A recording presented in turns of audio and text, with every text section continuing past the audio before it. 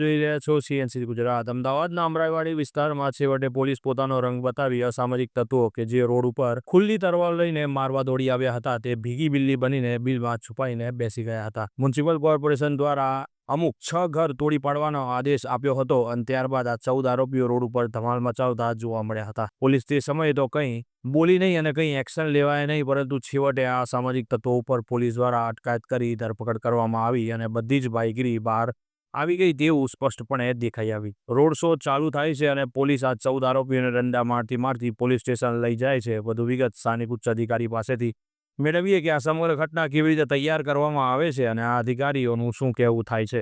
દિવસ પહેલા રામોલ વિસ્તારના જે વસ્ત્રાલ એરિયા છે એમાં એક પંકજ ભાવસાર અને એના માણસોએ અમુક ત્યાં જાહેર રોડ ઉપર તોડફોડ કરી છે। આજે પંકજ ભાવસાર છે હમણાં જ પાસામાં એનો પાસામાં જઈ આવ્યા છે અને સામેવાળા જે સંગ્રામ છે એ પણ પાસામાં જઈ આવ્યા છે। એ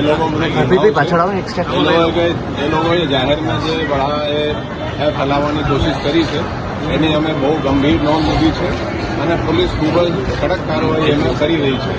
અત્યાર સુધી 14 આરોપીઓ આપણે પકડી લીધા છે, એમાં એક જુવેનાઇલ છે અને 13 બીજા આરોપીઓ છે। 13 આરોપીઓ છે અત્યારે 4 દિવસની રિમાન્ડ ઉપર છે અને એ લોકોએ જે અહીંયા જે બાંધકામ કર્યા છે એ કોર્પોરેશન એને ડિમોલિશ પણ કરી રહી છે અને આપણે પોલીસ બંદોબસ્ત આ અંગે આપેલા છે।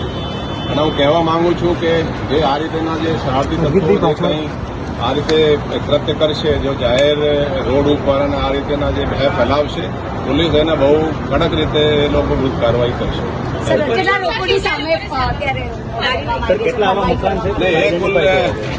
પૈકી 7 જે આરોપીઓ છે એના પ્રોપર્ટી કોર્પોરેશન તરફથી આઈડેન્ટિફાઈ થઈ છે જે બાંધકામ ગેરકાયદેસર છે એ લોકો વિરુદ્ધ 7 જે છે એ લોકો વિરુદ્ધ કોર્પોરેશન તરફથી કાર્યવાહી આ તોડની કારણ જે ગેરકાયદેસર બાંધકામ છે કરવામાં આવી રહી છે।